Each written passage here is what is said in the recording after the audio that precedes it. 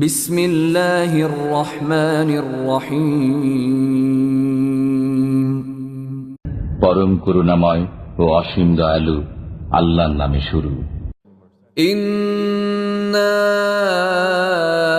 আ'তাইনাকাল কাউসার, নিশ্চয়ই আমি আপনাকে কাউসার দান করেছি। ফাসাল্লি লিরাব্বিকা ওয়ানহার, অতএব আপনার পালনকর্তার উদ্দেশ্যে নামাজ পড়ুন এবং কোরবানি করুন।